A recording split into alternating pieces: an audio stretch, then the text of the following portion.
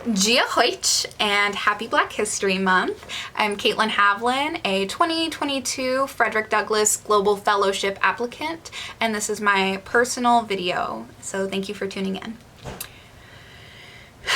Frederick Douglass is one of the classic African-American historical figures brought up during Black History Month. He is a very accomplished abolitionist, and I learned to understand him more deeply when I read his memoir, The Narrative Life of Frederick Douglass, an American Slave, written by himself. Douglass is an incredibly gifted writer, and I cannot stress that enough. His work is beautiful, but I'm far more impressed by his scholarship and critical thinking. He was a huge proponent of education, specifically education for Black people, and he wrote at length about the impact gaining literacy had on him and what it would mean for other enslaved people. And I would say that that is the legacy of Frederick Douglass, because people to this day, right now, are being enslaved all across the world, and I believe that education is what liberates the mind, and that's why it's weaponized by oppressors against the oppressed. I'm interested in this study abroad opportunity because I dream of traveling the world with like-minded, goal-oriented individuals. Like Frederick Douglass, I'm biracial with a Black mother and a white father. Both sides of my family have Irish ancestry, and the admixture on my mom's side comes from our family's history of enslavement, and that's also why my mother has the maiden name Cunningham. The Irish side of my family has primarily assimilated into whiteness, which has left me curious to know more about my lost culture, and I've researched Ireland's history in an attempt to learn more about myself. This fellowship allows me to physically follow in Frederick Douglass's footsteps, to engage with people who want to do the same, and to connect with part of my heritage that has not been fully realized.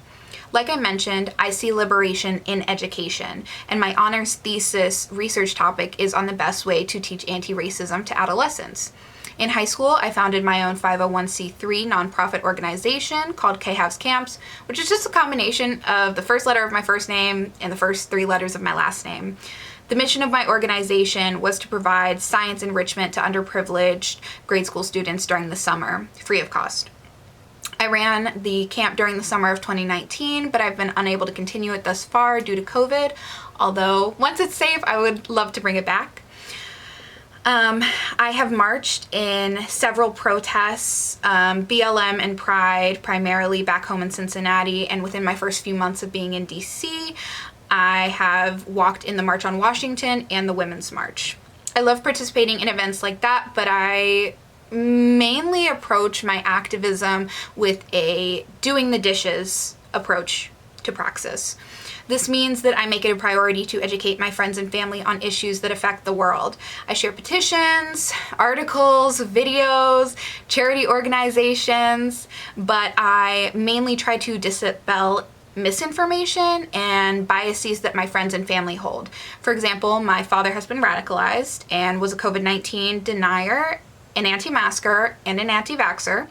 I have had many discussions with him about the science behind the virus, and I feel like it's my responsibility to break down misconceptions on a familial and personal level. While he's still anti-mask and anti-vaccine, I have convinced him that COVID is not a hoax, and I get him to wear his mask. And I believe that change starts at home, and that means challenging the beliefs of those around me as well as myself. And yeah, thank you for your time. Have a good day.